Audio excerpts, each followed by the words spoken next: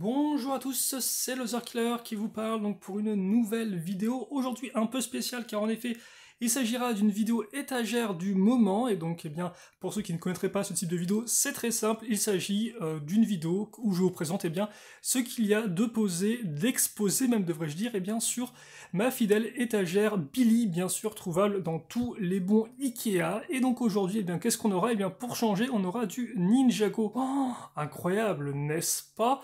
Et donc effectivement, plus précisément, nous aurons du Ninjago Dragon's Rising, donc effectivement la seconde vague de l'année 2023, et aussi effectivement le début d'un nouveau cycle dans l'histoire de Ninjago, avec effectivement l'introduction d'un nouveau status quo, l'introduction de nouveaux personnages, et donc ça effectivement c'est tout ce qui concerne la série télévisée, sur laquelle on ne reviendra pas, mais à la place, sur ce quoi on va revenir, ça va être les modèles justement basés là-dessus, enfin les modèles.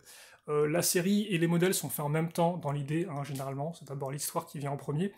Et donc effectivement les modèles, et on va commencer par peut-être cette étagère-là, vu qu'effectivement c'est elle qui va contenir les modèles 4+, donc effectivement les modèles pour les plus jeunes. Donc là, vous aurez le premier, donc alors j'ai plus les noms, mais en fait c'est un modèle qui contient Ekai dans son quad slash voiture dragon de feu, ainsi que Ras, l'un des nouveaux méchants avec sa tête un peu d'animal, voilà, donc lui qui a un trike, et donc effectivement une utilisation assez intéressante des grosses pièces de carlingue des modèles 4+. Voilà, le second set 4+, c'est celui-ci, donc qui contient un dragon de foudre avec une très belle tête imprimée comme vous pouvez le voir, ainsi qu'un véhicule que moi je trouve extrêmement intéressant, et aussi des petits accessoires, dont effectivement le nouveau bébé dragon Ryu, voilà.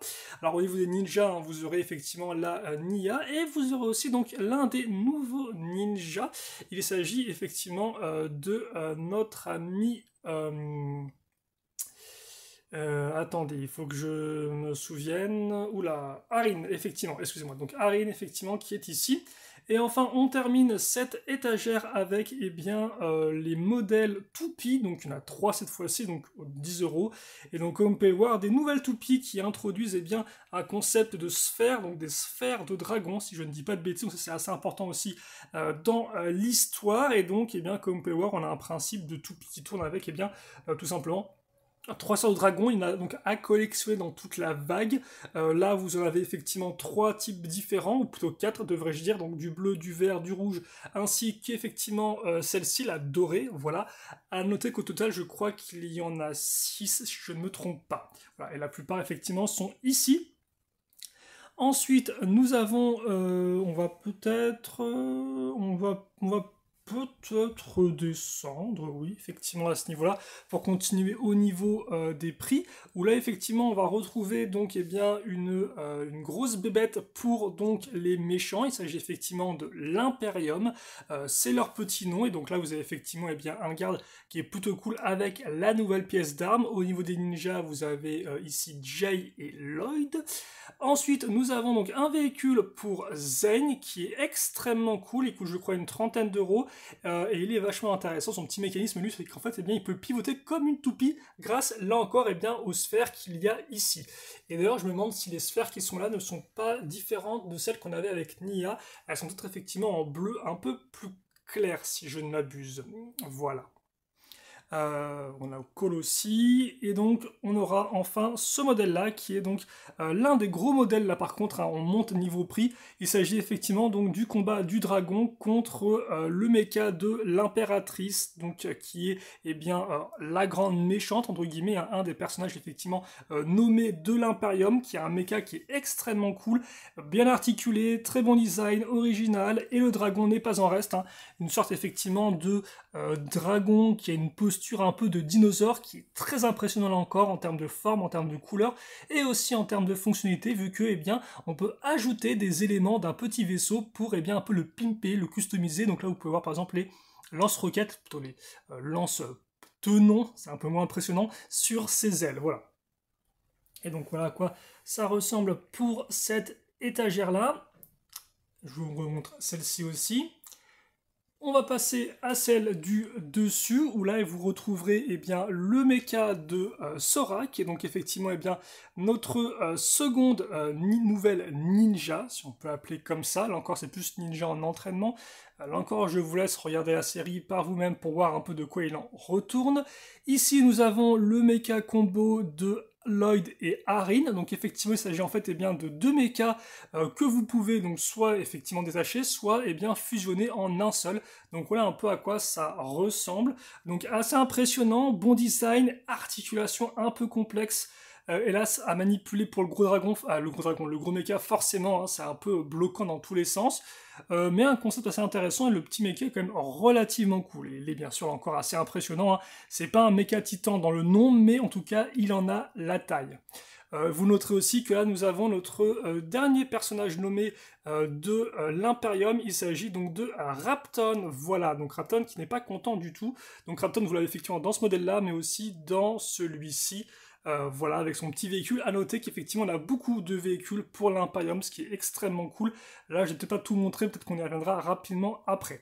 Et enfin, le troisième set exposé sur cette étagère, ça va être eh bien, le temple des sphères dragons, si je ne m'abuse, qui, malgré son nom, n'a pas de sphère dragon originale, vu qu'effectivement, il reprend la dorée et puis c'est tout. Après, une structure qui est assez intéressante, hein, qui mixe effectivement une sorte de grand arbre qui a poussé dans la structure avec une tour un peu plus classique.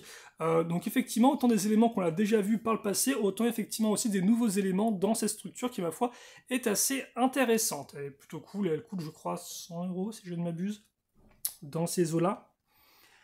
Et enfin, donc, je vous remonte rapidement l'étagère dans sa globalité. Et enfin, effectivement, si on descend, on aura donc cette étagère-là, qui va contenir donc deux modèles. D'un côté, effectivement, le dragon de Wildfire, ou comment elle s'appelle, Brasina, je crois peut-être en français, c'est le petit nom effectivement de ce nouveau personnage. Là encore, je ne vous en dis pas plus sur elle, elle est ma foi très sympathique, je vous invite là encore à regarder la série télévisée. Donc un dragon effectivement qui là est un peu plus classique hein, par rapport à celui qui est juste en dessous. Voilà, excusez-moi, j'ai fait une pointe de table.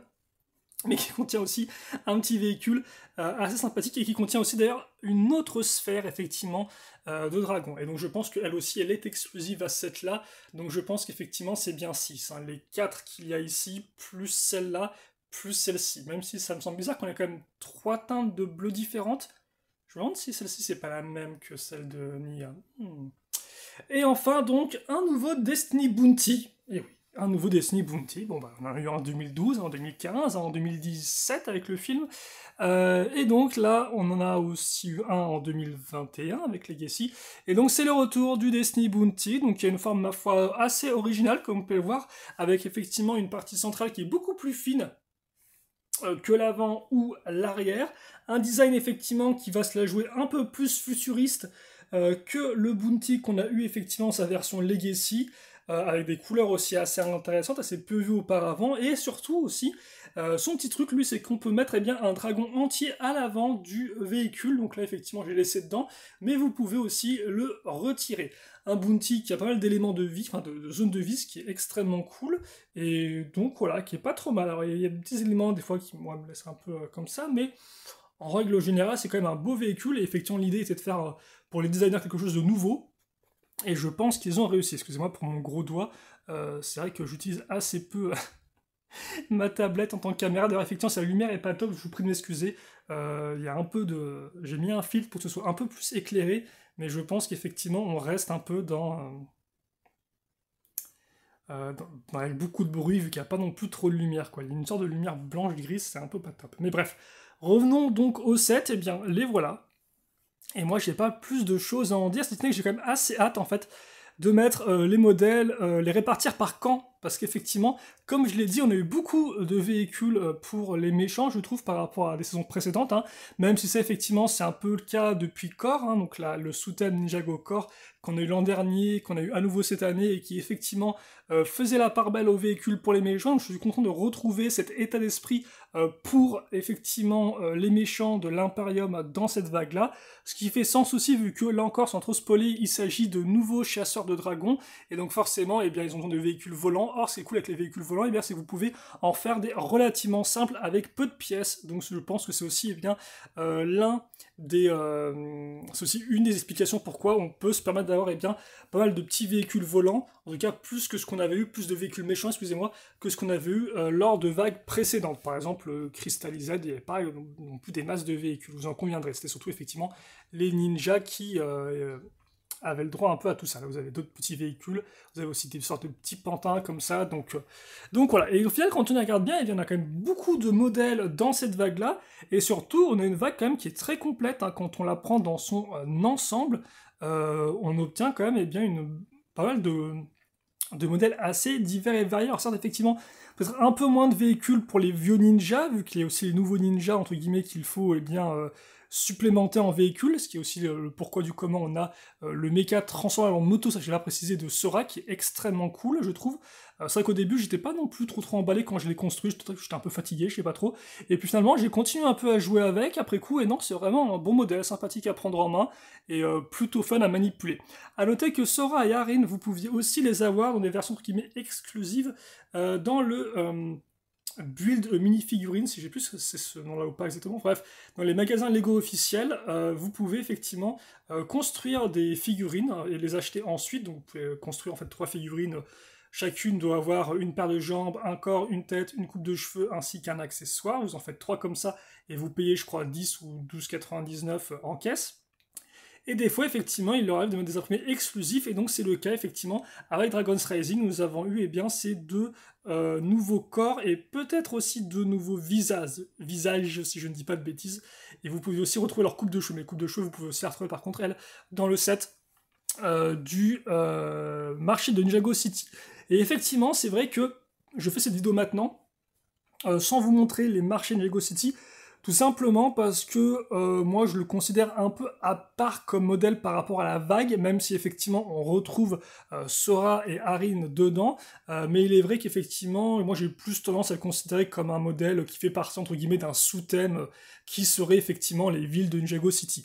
C'est pour ça effectivement que je ne l'ai pas mis là, et aussi parce que simplement je ne l'ai pas construit, mais je me suis dit bon, c'est pas très grave, et puis ça vous permettra au moins de voir un peu eh bien l'ensemble de cette vague-là. Alors une vague que peut-être vous, de votre côté, vous êtes déjà procuré, alors pas en entier bien évidemment, parce que ça coûte quand même une certaine somme, on va pas se mentir, hein, il y a quand même beaucoup de modèles, et aussi beaucoup de modèles quand même assez coûteux, hein. Si je dis pas de bêtises, au final, presque dès le mecha Sora, on passe dans les 50 et quelques euros, et donc après, bah, ça ne cesse de grimper, hein. Le mecha de Lloyd Arin, le temple, le bounty, n'en parlons pas, c'est pareil avec ce modèle-là qui est extrêmement cool, certes, mais qui est aussi assez cher, assez coûteux. Donc je me dis bien qu'effectivement, vous n'avez pas pu tout vous procurer, mais n'hésitez pas dans les commentaires à me dire, vous, quel modèle vous avez pu vous payer, ou lesquels vous comptez vous payer, lesquels vous préférez, voilà. Me donner un peu vos impressions sur tout ce beau petit monde, voilà. Après, si moi, effectivement, je devais en choisir un peu parmi mes préférés, je dirais que, clairement, celui-ci est très bon, parce que aussi bien le dragon que le mecha est très réussi, voilà. Le véhicule de Zane, aussi en termes de contenu, prix, est très chouette, je trouve. La construction, le mécanisme, tout y est, voilà. Et enfin, après, ce serait un peu plus compliqué de départager. Par exemple, j'aime bien effectivement la bête, je la trouve assez intéressante. Le bounty est plutôt cool aussi. Et j'ai quand même aussi un petit faible pour le mecha moto. Donc je dirais qu'effectivement, peut-être le mecha moto, le véhicule de Zane, ainsi que le combat du dragon et du mecha. Même si ça n'empêche pas les autres modèles d'être aussi très chouettes sur plein d'aspects. Voilà. En tout cas, c'est ce que je pourrais vous conseiller. Et effectivement, pour ceux qui ont des bourses un peu plus faibles, la créature de l'Imperium ou effectivement la voiture de Zane sont de très bons choix. Voilà. Et donc nous, on va se quitter là-dessus pour cette vidéo. J'espère que vous l'avez apprécié malgré peut-être une luminosité pas au top. Et donc, eh bien écoutez, nous, on se quitte là-dessus. Et puis, bah, il ne me reste plus qu'à vous souhaiter de passer une bonne fin de journée, une bonne soirée, une bonne tout ce que vous voulez. Et à la prochaine. Salut à tous et à toutes.